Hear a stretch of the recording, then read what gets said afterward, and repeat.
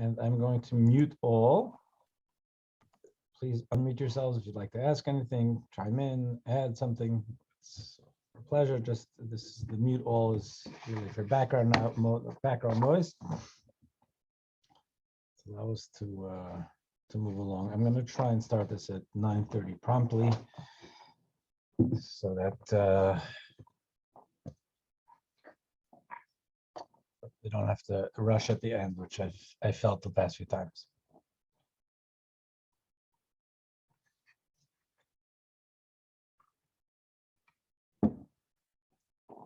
Morning, Craig.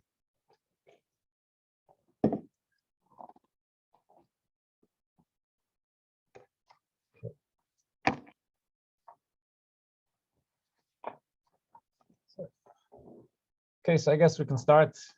People will join as they do. So in our weekly Torah portions, what we've had is we've been unpacking, so to speak, starting from the beginning of the second book of the Torah. The first book of the Torah laid out the original generations: Abraham, Sarah, Yitzchak, Rivka, Jacob, wives and family, and it ends off with the Hebrew or Israelite family coming down to Egypt, which is where Joseph has been, and Joseph is the second in command. That Joseph is providing for the family in a time of famine, a difficult time.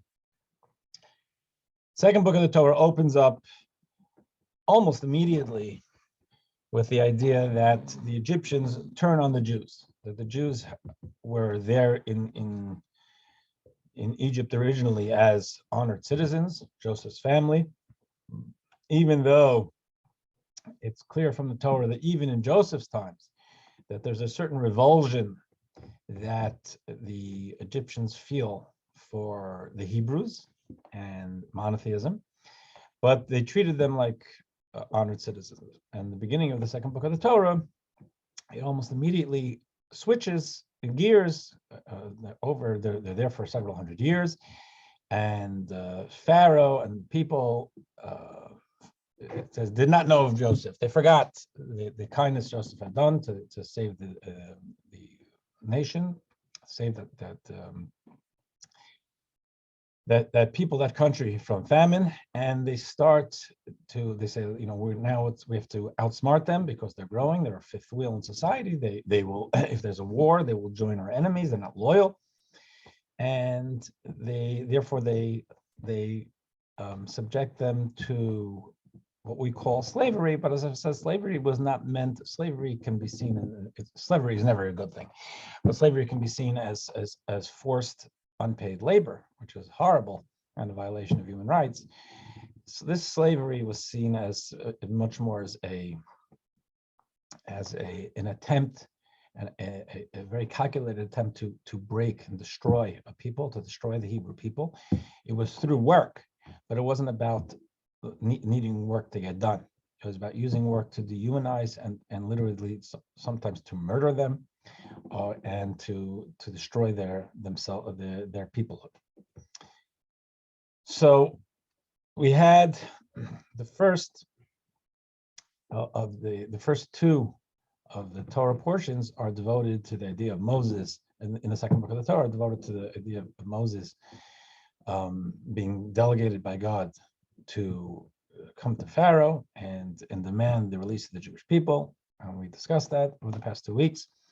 And Pharaoh says no, and then he says yes, and then he says no, and he says yes, and they go through a year, almost a year, to debate whether it was 10 months, 11 months, 12 months, but definitely a long time when society is really like frozen. It's on lockdown. And someone sent me an email after last week's class. I think it's an important fact that I should have thrown in last week. Once Moses began with the engagement of Pharaoh and saying, let my people go, and if you don't, here's the warning, here's the testimony, whatever it is, as we discussed last week, and the river's going to turn into blood, and there's going to be frogs and all the plagues, society was on lockdown. It froze. There was no more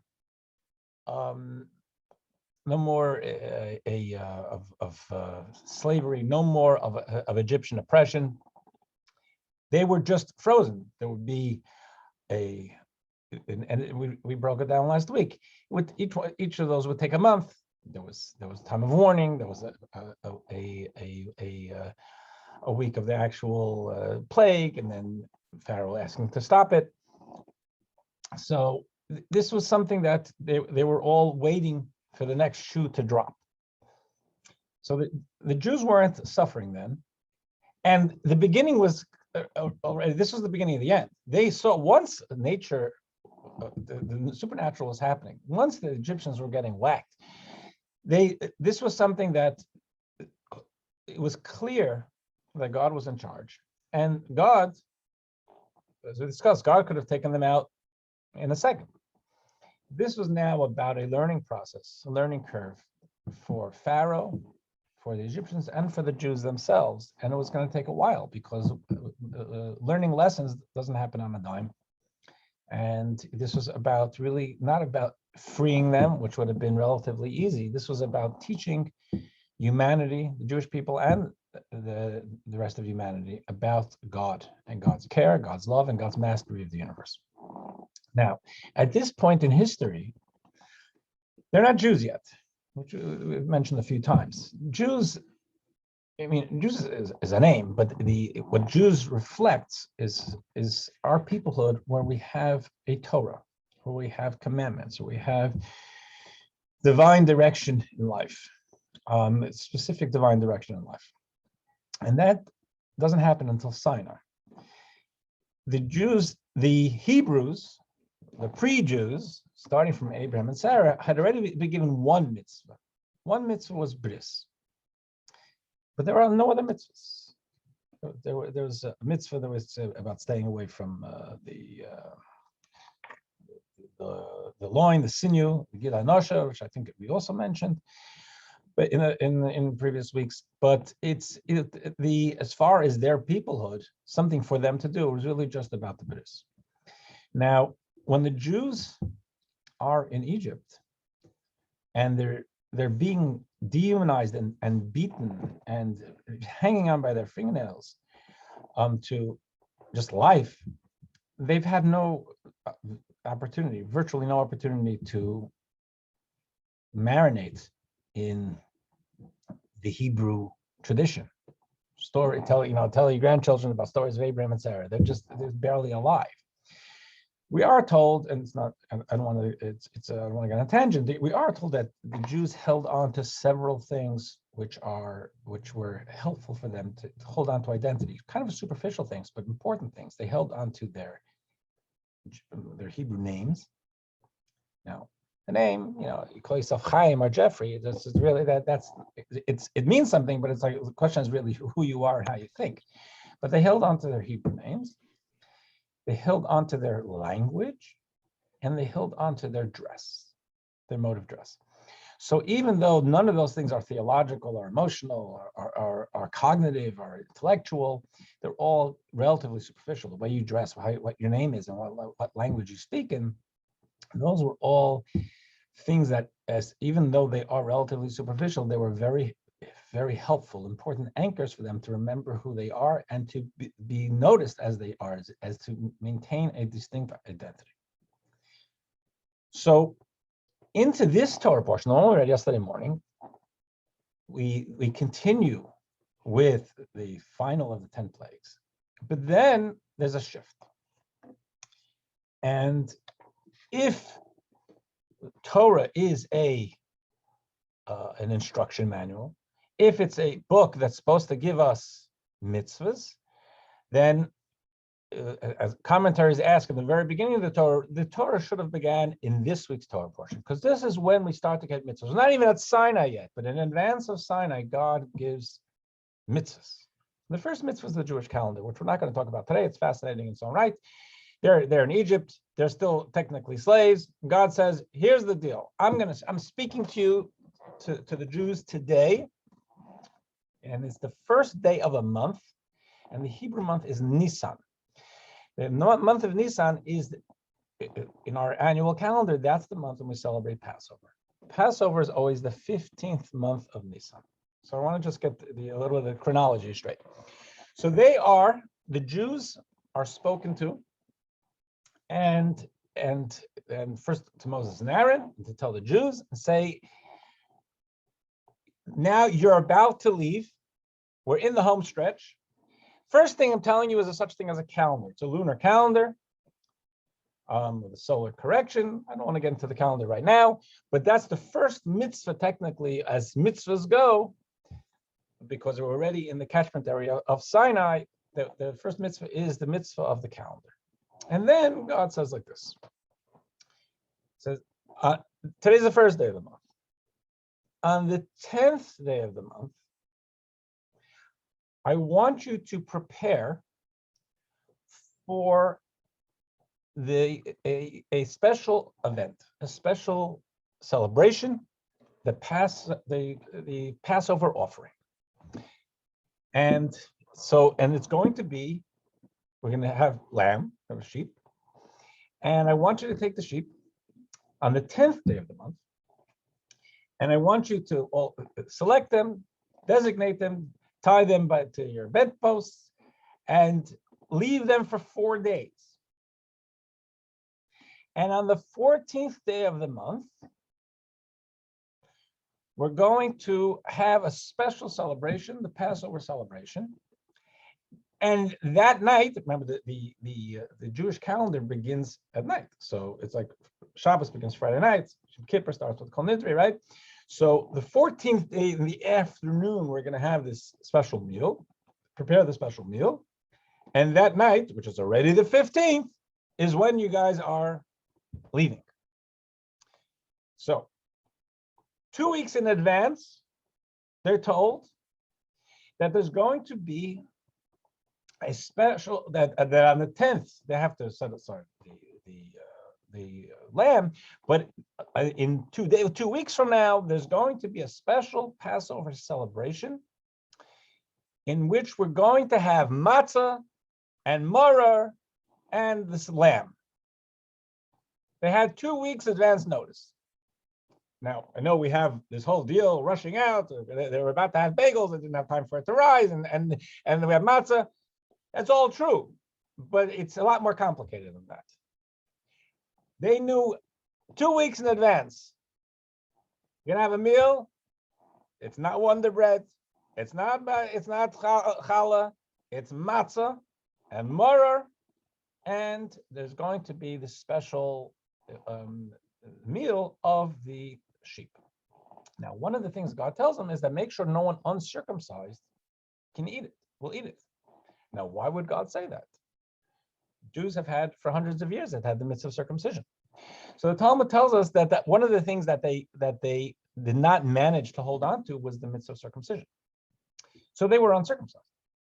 So implied in this, God says, in preparation for this Passover offering, you guys have to get to work on fulfilling and reconnecting with the mitzvah I've given your ancestors, and there has to be the mitzvah of bris, that which is kind of implied, but what's very clear in the Torah is if you're not circumcised, then you shouldn't have from the Passover offering. So therefore, everybody has to get circumcised. Okay, so let's start with this now. Look, I'm going to share the screen. And okay, so from what we read yesterday in the Torah portion, so this is, let's say, the first day of the month, the month of Nisan. It says, this month shall be to you the head of the months. In Torah thinking, and this is its own conversation, in Torah thinking, the beginning of the year is from Pesach. Rosh Hashanah, which the term doesn't even show up scripturally, but the holiday of Rosh Hashanah, which is discussed scripturally, it says that on the first day of the 7th month, we blow a horn. So how we got to Rosh Hashanah and this complicated calendar is also not for today, but as far as the cycle the cycle of holidays and the flow of the year, agriculturally and spiritually. Biblically, we talk about this coming from beginning of the month of Nisan. The Passover is in the first month of the 12 months of the year. Okay, so this month shall be to the head of the months. On the 10th of this month, okay, so this is the first of the month, 10 days from now, take a lamb for each household. But if the household is too small for a lamb, then he and his neighbor who was nearest to his house shall take one according to the number of people. You may take it either from the sheep or from the goats. They shall eat the flesh roasted over the fire and unleavened cakes, matzahs, with bitter herbs. They shall eat it. You should not eat it rare or boiled in water, only roasted over the fire with its head, with its legs, and with its innards. And you should not leave over any of it until morning. And whatever is left of it over it until morning, you shall burn it in fire. Okay, so this is the mitzvah that we had yesterday. It read in the Torah, and it's right away when we got a mitzvah of the calendar, and then we got a mitzvah of that's relevant to them right now. They're the slaves there. The calendar, I don't know how important it was for them, but just setting the stage for the next thing that there is now. There's going to be this annual holiday of Passover, and starting this year, and this is how I want you to prepare for it. Okay, what's the Torah doesn't give a reason for it. So there are generally three different types of mitzvahs we have in the Torah. We have mitzvahs that don't really need a reason, like don't steal or don't kill. We have instinctively we understand that. We have mitzvahs which have a reason. We wouldn't have thought of it necessarily, but there is a reason for it. So let's say the idea of having a seder is to be able to have it because we want to annually remember what happened when we left Egypt. Even if we wouldn't have come up with that ourselves, there is a reason for it. And then there are mitzvahs which are not given any reason. So when it comes to the mitzvah of the Passover offering, it's not so clear if there's a reason implied or not. So one of the books that focuses on understanding mitzvahs, and again, I've mentioned it before, we know in our tradition that there are 613 mitzvahs. There are 248 positives and 365 prohibitions. What they are specifically is not clear from the Torah. Even looking at the 10 commandments themselves, from the language, you'll see it's not always do's and don'ts, and there is plenty of debate as to what the 10 commandments are. We know there are 10, we're just not, but what the 10 commandments are, you will have a difference of opinion within Torah authorities, and if you Google, you see Christian Catholics and Protestants are also, just because the translation is not just that thou shalt and thou shalt not. So one of the books, the early books that helps us define what the 630 mitzvahs is called Sefer HaChinuch, the Book of Education. And about it, he finds actually three mitzvahs here, the mitzvah of the Passover offering. And he writes is that mitzvah's core is to ensure that Jews eternally remember what God performed for them when they left Egypt.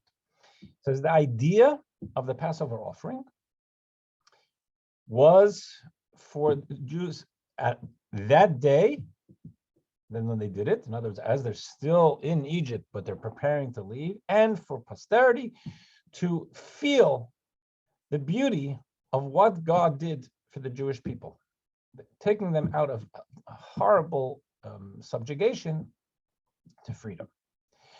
The obligation to roast the offering holds because this follows the ways of kings and princes. For most of the population can only get bits and pieces of meat on occasion and then cook the pieces to satisfy their hunger. Roasting thus better befits our Pesach meal, which memorializes how God took us out to make us a kingdom of priests and a holy nation. So roasting is done in a way, it's a whole piece. It's wealthier people would have that. They didn't just get a drumstick to cook. They had a whole animal, and therefore they are living now like the wealthier. They're getting into that mindset. And in addition, this memorializes our haste in leaving Egypt, for cooking would take longer. And kings and princes have no need for leftovers, and thus there remain no leftover from the Passover offering. Okay, so the Sefer HaChinuch is bringing to mind one very important element of the Passover offering that's halachically by Jewish law very relevant to the way we have our annual Seder. The Seder is a time for us, no matter what our specific situation is, for us to feel like we have everything we need. It's a time for us to feel free and unconstricted, even though when we think about it, we may have, financial worries and leveraged credit card or whatever it may be. Pesach is a time that for a religion that is not into extravagance or anything ostentatious, Pesach, you want to put the fine silver on the table. Pesach will sit with a pillow, like relaxing, even though you're not necessarily looking for the pillow. We go out of our way to palpably express and feel luxury. And that was what built into the Passover offering, said, here, I'm not just going to tell you to have a meal. You guys eat. You're coming out. You Jews in Egypt now, you're coming out of such a horrible subjugation. I want this meal, the meal that celebrates your liberation, I want you to feel like princes and princesses. I want you to feel like kings and queens. It's to lift the mindset. Again, that's then, and that resonates now too. Then, though, there was another element that we find very strongly in the literature. And this is from Nachmanides. I misspelled Nachmanides. Nachmanides is one of the greats of the 1200s in Spain. And he comments on it. He says the constellation of Aries is ascendant at this time of year. The Jews in the Hebrews in Egypt, and this is an important part for our conversation today too. They had a very strong connection and passion for Egyptian idolatry. They lived with it. And they didn't have the Hebrew theology and monotheism taking up so much space in their minds and hearts. So they had this was a very real part of their lives and an attraction to them. One of the things was that astrology was a very big deal. And they felt the same. They felt that, and they were connected to it. And then another thing is that one of the. So I'll make sure I have. Am I still on? Okay, I don't know if I'm still on speaker view. Another thing is that the Egyptians. I actually once bought a book called Day in the Life of Egyptian Gods or something like that from Cornell, just because I wanted to read what the conventional understanding was of how of what the polytheism was in Egypt at the time. But one of the things we find from our tradition is that their worship of sheep and cattle was very dominant. So Aries it's a ram, it's a male sheep. So the constellation of Aries is ascendant at this time of year. And to the Jews, what Nachmanides is telling us is that was important. So God told them to slaughter a sheep to indicate their faith that the miracle was unrelated to astrology, leading only to God's loving decree. Given that our rabbis have told us that the Egyptians deified sheep, this message was even more important so as to diminish the Egyptian idolatry. This wasn't so much about slapping the Egyptians in the face, but it was about bringing down this passion that they had for Egyptian idolatry, to be able to say that even though you maybe instinctively say, well, we're leaving, of course we're leaving now, because it's the constellation of Aries, and we're into Aries because of the sheep, and that's the reason we're able to leave slavery. The idea was, no, take a sheep and don't worship it, because they were not allowed they would not eat sheep in Egypt at the time. To slaughter sheep, have that sheep as your lunch. In other words, something that was unthinkable to them. It's not that it's because of Aries. Aries is the sheep is in your service, because what God wants is for you to celebrate, and God's taking you out. It's not Aries taking you out, and the sheep is not a god. And the sheep is going to be an asset to be able to help you celebrate this special celebration of Pesach. And especially given the deification of the sheep, this was something that was extremely critical to the Jewish psyche. Just I'm gonna I can't see if anyone is making comments. I don't see anything yet. Okay, so then we go to text 3. This is from a great rabbi, a great Sephardic rabbi in the 1700s, who's from Morocco and came to Israel. There's in Jerusalem today, there's the pretty famous, the Or HaChaim Shul. Or HaChaim means the light of life, but that was the name of his book. So he's discussing. So we have this 2 weeks in advance. We're told to have this Seder, I guess, and we have matzah. Torah doesn't tell us why to have matzah. And actually, the Talmud indicates it could have even been egg matzah. And then it says to have maror, right? That's bitter herbs. Why are you supposed to have bitter herbs? At that point, the Or HaChaim tells us the Passover feast was designed to lift the Israelites from the slave mentality to the feeling of free and wealthy people. The maror, bitter herbs, was to introduce something sharp to the taste of the meat, of the meal, which is pleasant to the palate, and this is the way of wealthier people. He doesn't. The maror, when we sit down to our Seder, it symbolizes the bitterness, the business of slavery, the business of human pain. At that point, what the Or HaChaim is saying is, no, this is just to give something pungent. You're having a good meal. Wealthy people, they have a good meal. They're roasting an entire sheep, and you want to have something to spice it up. The horseradish was there to spice it up. It wasn't supposed to create tears or a negative taste. It was all about having a good, expansive meal. So there's the expansive meal, and also this idea of somehow weaning the Jews from their idolatry, which Nachmanides brings up, and say that because that's still a concern. Now, in this 2 week in advance idea, when God says, I want you to eat this, and you're going to have a Passover offering, you're going to have matzah, and you're going to have maror, the language is in 12:11, in note number 5, it says, you shall eat it with your waist belted, your shoes on your feet, and your staff in your hand. You must eat it in haste. Where are they rushing? Why are they going? They're preparing. First of all, they seem to be okay. They're not. God is controlling everything. Now the Egyptians are about to get whacked. They're preparing. They're not afraid of the Egyptians. They make a public display from the 10th of the month, setting aside sheep, tying it to their bedposts. The bedposts are in their house, but you can hear the sheep baaing in there. The slaughtering, the roasting is outside, not inside. Cooking, what they cook on inside. They're making a big deal. They're not afraid of the Egyptians. Where are they running? Why is it must eat in haste? So Kli Yakar, another one of the classic Torah commentaries, writes, Egypt was saturated with idolatry, and the Israelites were to be filled with energetic anticipation to leave that environment and embrace God.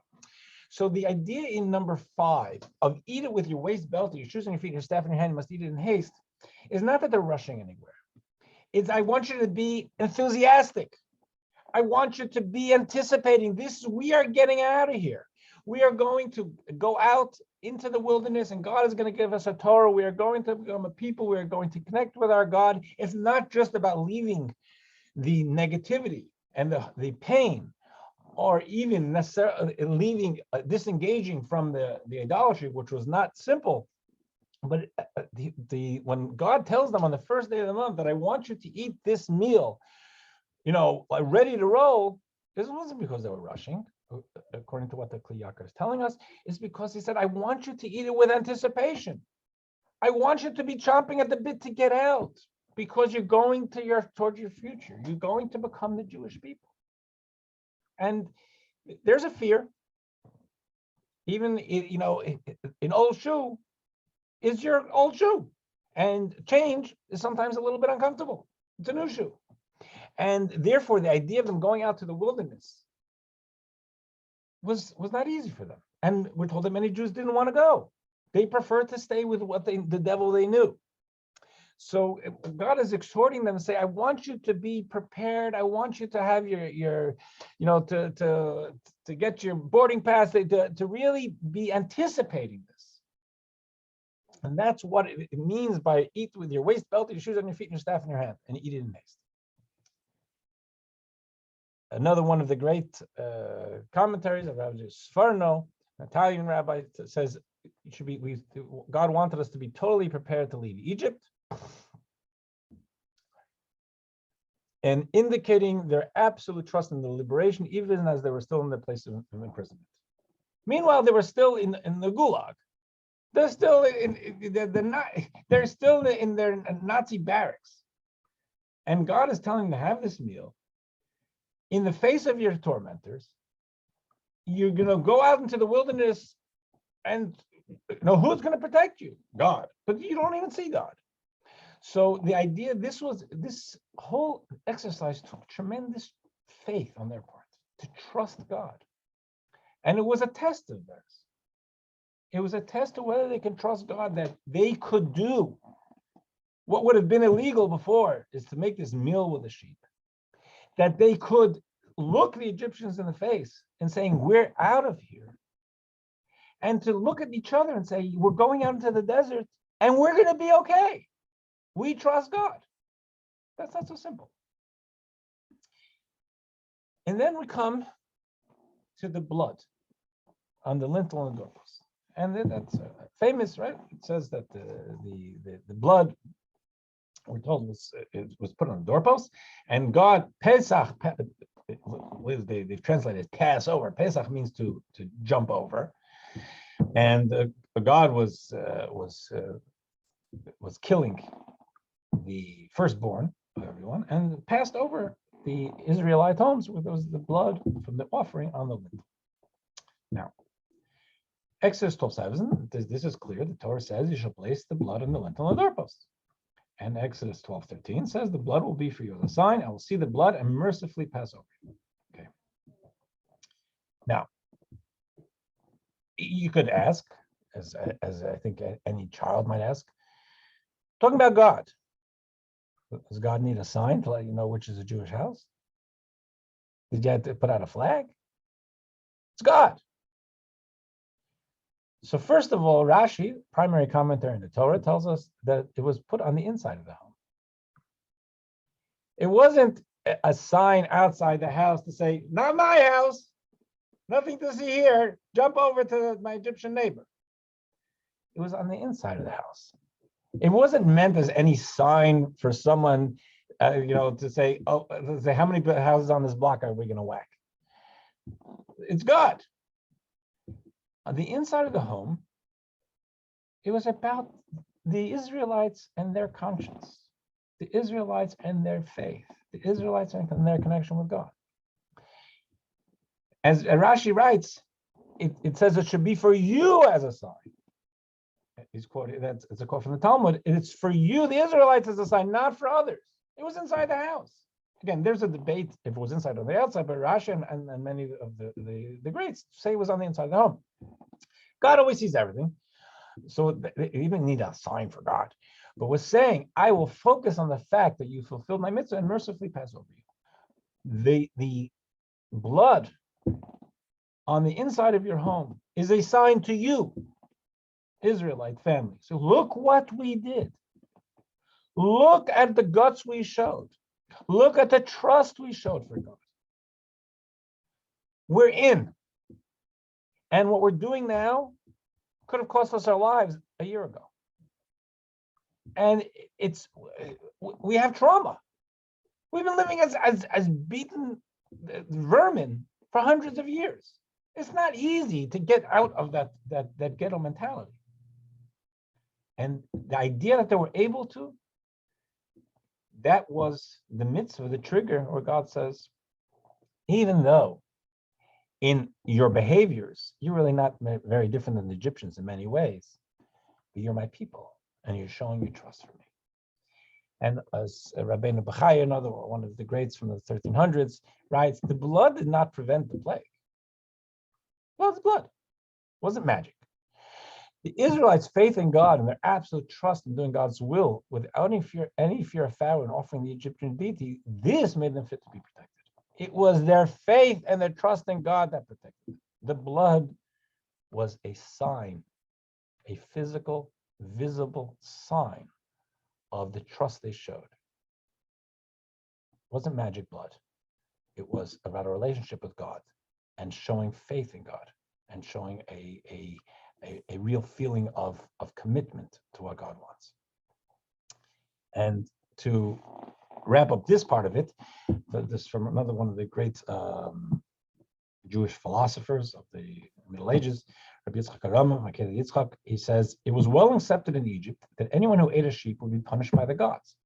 That was urban myth. And the Jews were into it. The Jews were idolatrous like everybody else. It took tremendous inner strength for the downtrodden Jews to disregard the expectations of their masters. The Egyptian in the street was a master, was a capo, was an SS officer, someone who had their lives totally in their hands up until very recently. So they had to look at them and disregard the expectations of the masters. So you can't do that. To tie a sheep to the best of a post in preparation for the offering, to slaughter them in the middle of the day and roast the sheep, which was more public than cooking in their homes, that took tremendous amount of fortitude and trust. Eric, you had a question. You need to unmute yourself. Yes.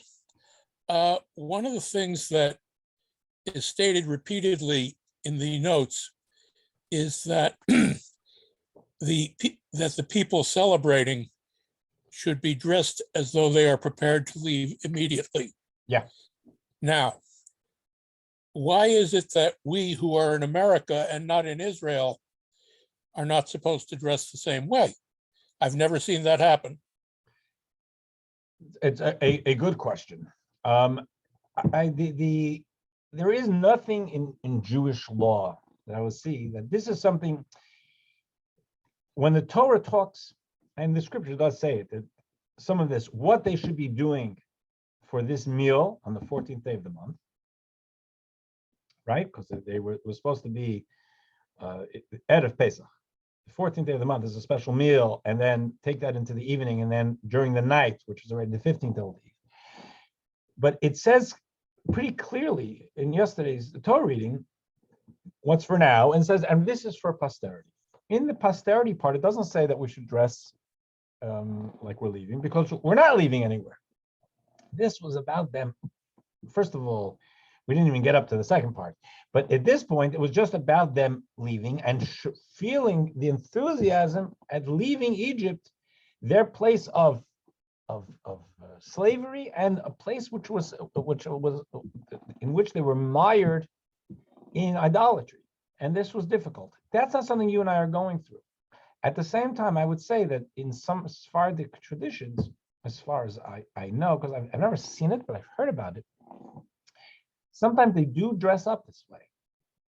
And they'll pour water on the floor and cross over it. They will, this is part of their tradition. I think it's beautiful. It's not an Ashkenazic tradition that I know of, but it's certainly not built into the law, and partially because the law distinguishes between what's necessary for us going forward in history and what's more relevant to there, because they are actually in a place that they feel attracted to, and they need to find enthusiasm to leave, and therefore they have to dress, get ready, and get in a kinesthetic way, say where we want to go. We're enthusiastic to leave.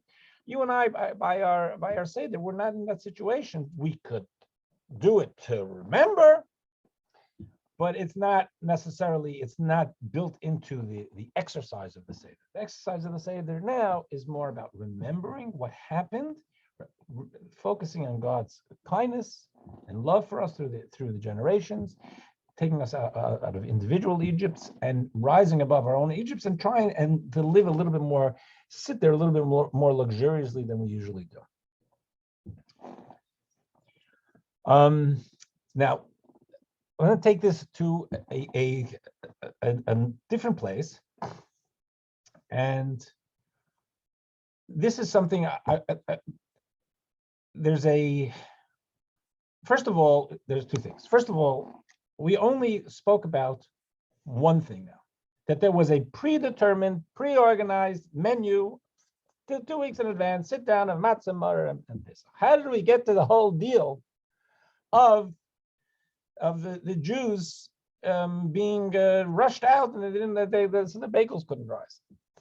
So now take a look at as the Torah talking about, like, I guess what we call real time in the Torah portion we read yesterday. Exactly at midnight. Okay, midnight means it is now the 15th of the month. It's because with nightfall it becomes 15th of the month. They've had their Passover meal. They ate their sheep. They had their matzah. They had their mutter. They felt great, and they were getting out of the prisoner mindset, and they are disengaging from idolatry. Now, exactly at midnight, God struck down every firstborn. Pharaoh rose from his bed, called for Moses and Aaron, and he said, "Get out from among my people." He says, "Enough of you people." Yes, it took me 10 plagues to know this, but it's enough. Out. So the Egyptians took hold of the people to hasten to send them out of their land. Jews were rushed out. They didn't escape. They were rushed out of Egypt by the Egyptians saying, "Get out of here. What you being here is a plague on our lives." So now the Jews are being hustled out of Egypt. They just had a big meal. They know they're going to be leaving today. They would have wanted to prepare provisions for the way, starting with bread, not matzah.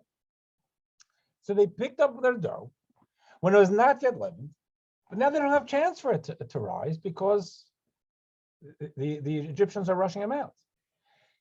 Their leftovers bound in their garments on their shoulders. They had leftovers from the food, from the meal they just had. They took that too, because you're going out to the desert, take whatever you got. If they're driven out of Egypt, they could not tarry. Also, they had not made provisions for themselves. All they had was this quick dough that we're doing. They didn't have time to even have it rise. Rashi there says when it was not yet leavened, the Egyptians did not permit them to tarry long enough for it to leaven. The Egyptians rushed them out. So this wasn't a predetermined, organized matzah. It was a matzah that happened. Everything's in God's hands. It was a matzah that was not by design, so to speak, except by divine design. And their leftovers, they took the remaining matzah and bitter herbs. They took matzah with them from the evening meal, afternoon evening meal. And that matzah, as I say, that could have even been egg matzah. So was that not the water and flour, which is the way we were very strict about that. And now all they want to do is make bread. And as Rashi tells us, the Egyptians didn't let them make the bread. So now there's a second matzah. They had a matzah as part of the Passover meal celebration. Now they have a second matzah after midnight.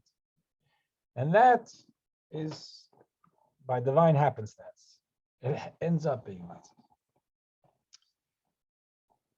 Now, that's the matzah that we have, that we mimic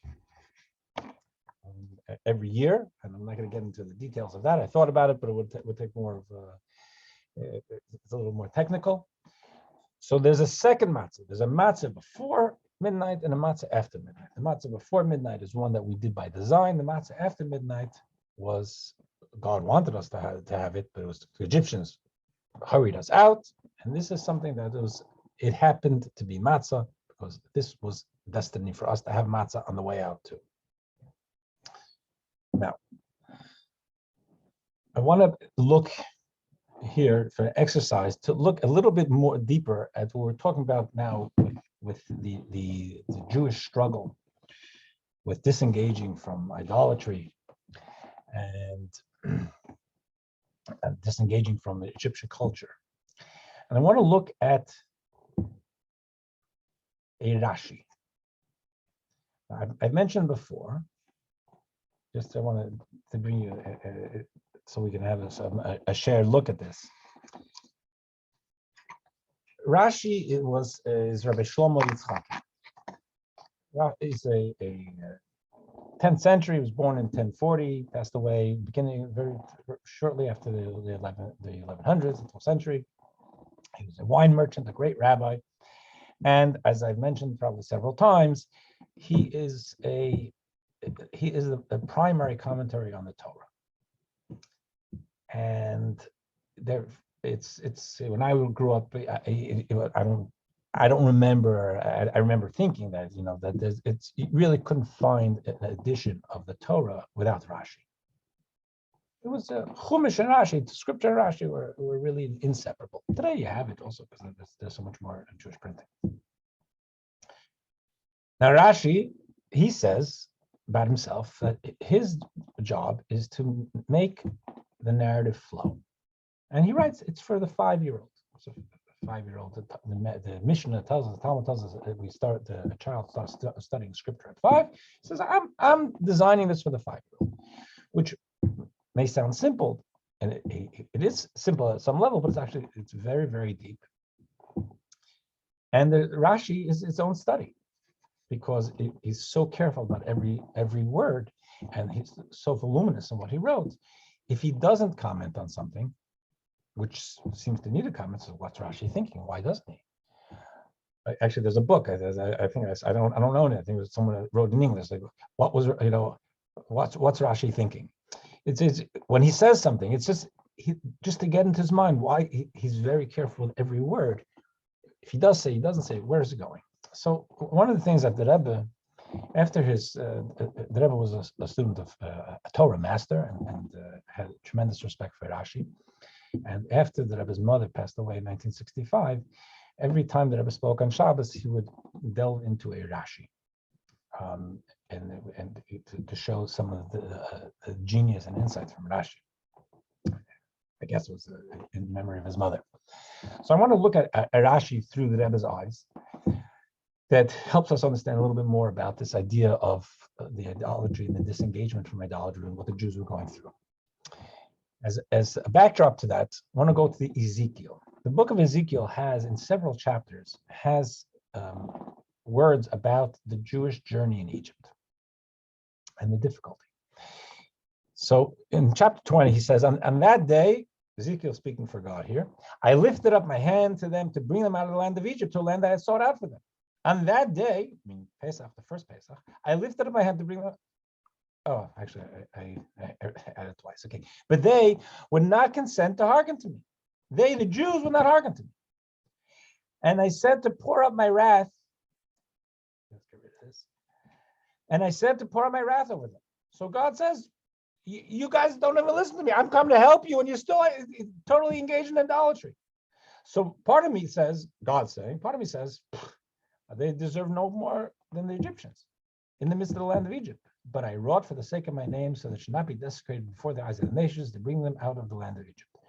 Since these are the Hebrews, these are the children of Abraham and Sarah, Yitzchak, Rivka, and so on, I am going to, even against their will, I'm going to push them to be able to disengage from idolatry and leave Egypt and come to Sinai to get the Torah. Now, in what we read yesterday, it says, Moses summoned all the elders of Israel and said to them, withdraw and take for yourselves sheep for your families, for the offering, and slaughter the Passover sacrifice. The Medrash says on it, God said, as long as the Jews are committing idolatry, they will not be redeemed. Moshe, go tell them to renounce idolatry. So when it says, withdraw and take for yourselves in 17, withdraw means withdraw from idolatry. Take for yourselves a sheep as the Passover offering. So the Medrash, was the rabbis of the Talmud, are saying that when Moshe went to the Jews and he said, good news, we're going to have this in 2 weeks now, we have this Passover offering, we're on our way out, pack your bags, we're going to have this big celebration. He says, withdraw and take for yourselves. He says, but stay away from idolatry. Guys, you're not done.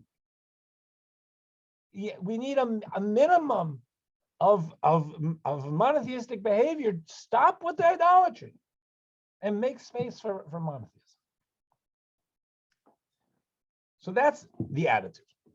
Now, in one of the verses, and we said before, it says you shall keep it for inspection of the 14th day of this month.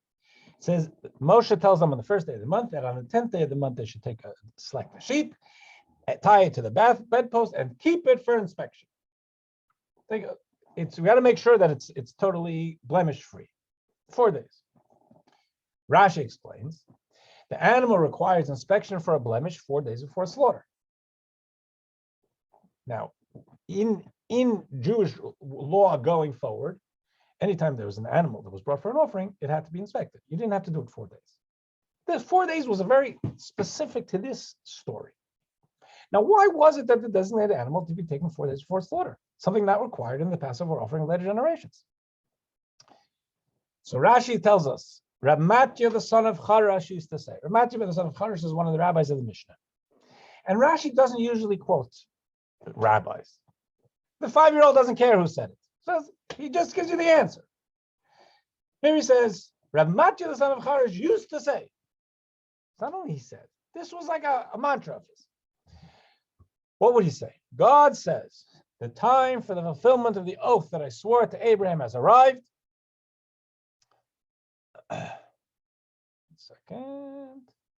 But the Israelites had no commandments with which to occupy themselves, so they be redeemed, as it is said, "Be you were naked and bare" in Ezekiel. One of the things Ezekiel says, and we say this every by bris as part of the liturgy, Ezekiel says, when we were in Egypt, we were naked and bare. We didn't have mitzvahs.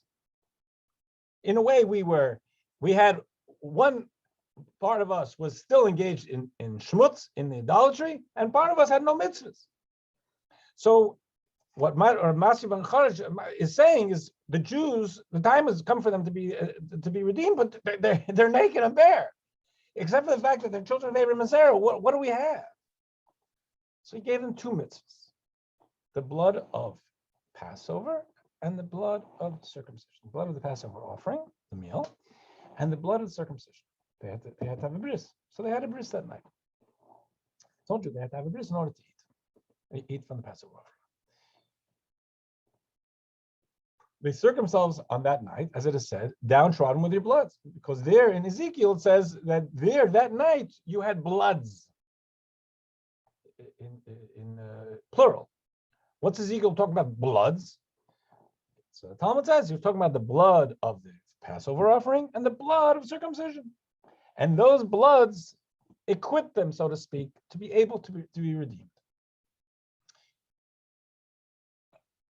Moreover, the Israelites are passionately fond of idolatry. So Moses said to them, withdraw and take for yourselves, like we said before, withdraw from idolatry, take for yourselves sheep for the mitzvah.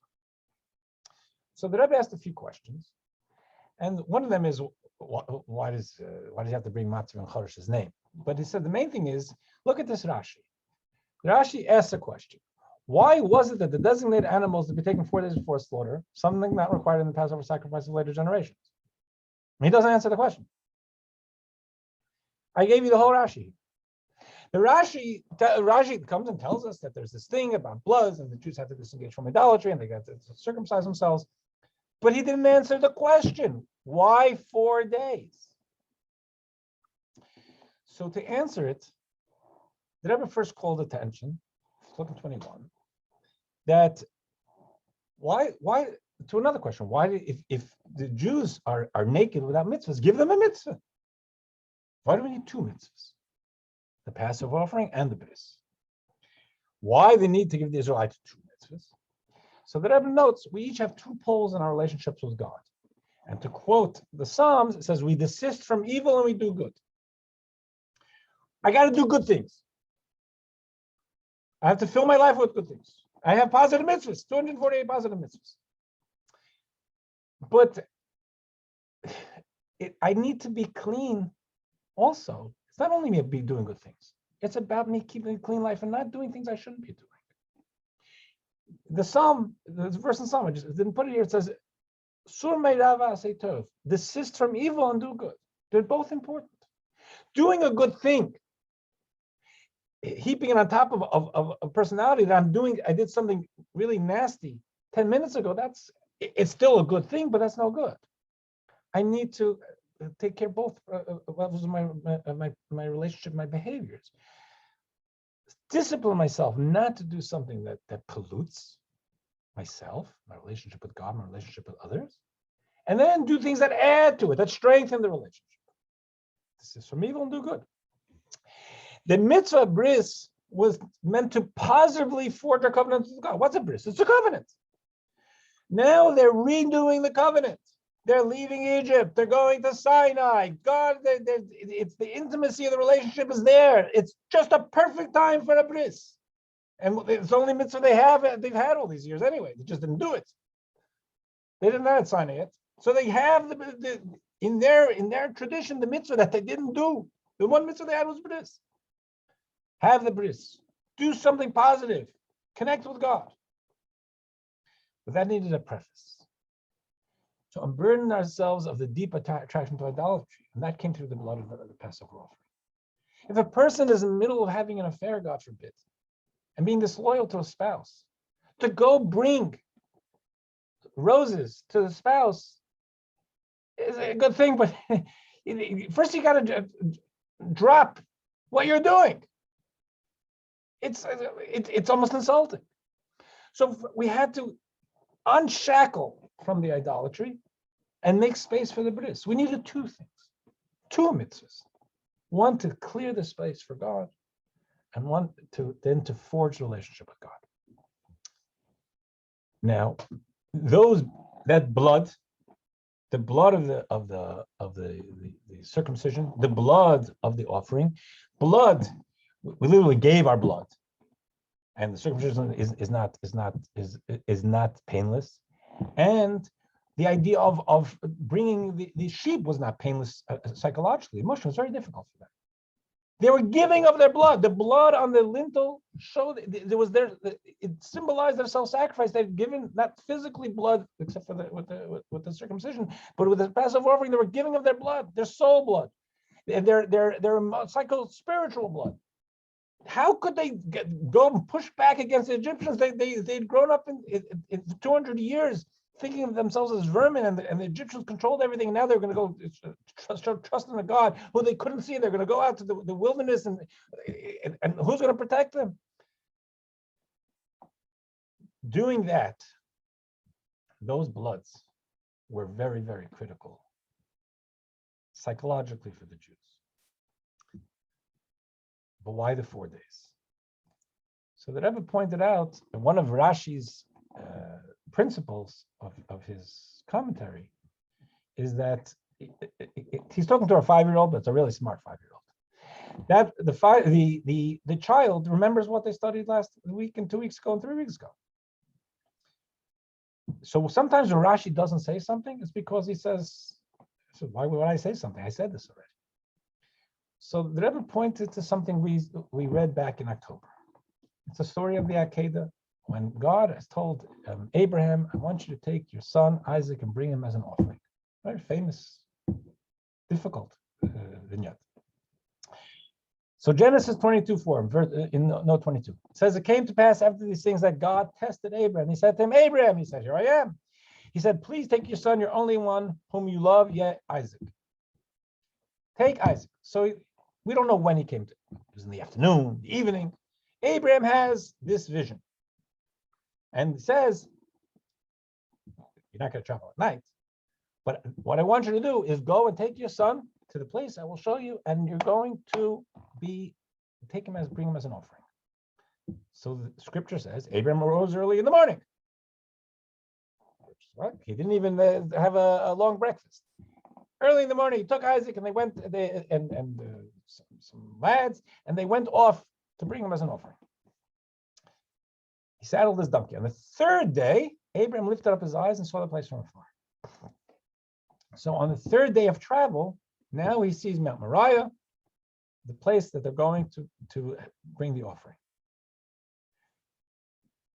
So, in other words, there was the day Abraham was told, yesterday, afternoon, evening, whatever, and then another 3 days. So it's now on the 4th day since this saga began. Now he sees it. Now it's real. That's where I'm going to bring my son, my only child. Oh, we waited so long for. Bring him as an offering. And Rashi asks on the 3rd day, why did he delay from showing it to him immediately? What's the whole deal? Why do we wait a little? Why do we wait so long? So Rashi over there explains about Abraham and Isaac, so that people should not say that God confused Abraham and suddenly deranged his mind. If he had time to think it over, he wouldn't have done it. It's God. And God tells Abraham, kill him. And Abraham doesn't. God forbid. Something, because he was overwhelmed. God gave him the better part of 4 days, 3.5 days, whatever it was. Think about it. Just go. You don't even know where it's going to be. You're not going to do it yet because I didn't tell you where to go. He had time to marinate in the idea. He had time to turn back. He had time to argue with God. This wasn't a surprise. No one caught him off balance. And that was specifically so that the people at that time would know this is what Abraham considered and understood and digested and agreed to do as a person of thinking, of sound mind and body. Therefore, the Rebbe is pointing over here is the child knows that 4 days is what we've already seen is a time to really think things through. So if God had told the Jewish people, you're leaving Egypt, take a sheep, slaughter it, it would have been shocking. They probably would have done it. Because who has time to think? God says, no, you guys are too deep in this. I want you to marinate in this. And it's going to be difficult. The 10th day of the month, set aside the sheep and do nothing for 4 days. And understand that in 4 days, you can have it for lunch. And you're going to have a lot of thoughts and a lot of fears and a lot of considerations. And maybe you'll back out. Maybe you won't. But if you do it, you will have shown yourself something. That this isn't something that I pushed you to do on a dime. This isn't something that you got thrown off balance. You thought it through and you did it because you trust me. So to go back to the Rashi asks, why was it designated to be taken 4 days before slaughter, something not required in the Passover sacrifice of later generations? It's because of what he's saying. The rest of Rashi explains it, that this was all about getting them to disengage. The blood, the self-sacrifice, the commitment, and the 4 days was important as a psychological exercise for them to realize, to think it through. And if they did it, it's because they meant it. And it wasn't going to be easy. And then the Rebbe added something that we'll end with.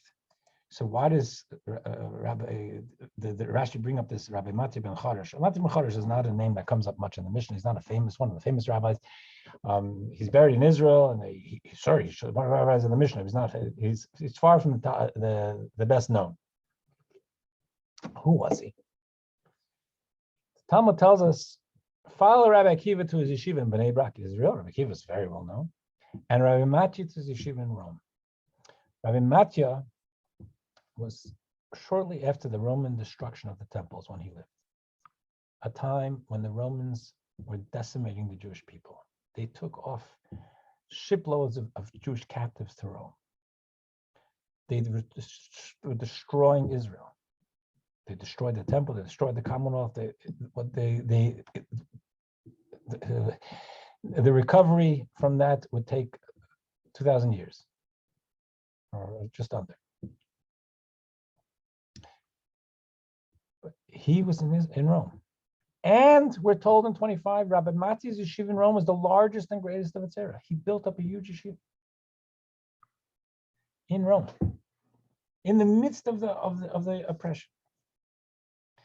And as the Rebbe would say, so if you talk about yeshivas, yeshiva in Bnei Brak, yeshiva in Jerusalem, yeshiva in Tiberias and Tzfat, that's something.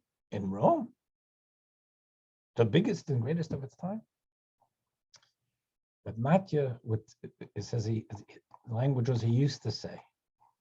Yeah, Matya ben Charash used to say, he would tell his students, even though we're in Rome, and even though many Jews here, they're just struggling to survive. They barely know they're Jewish. If we can bring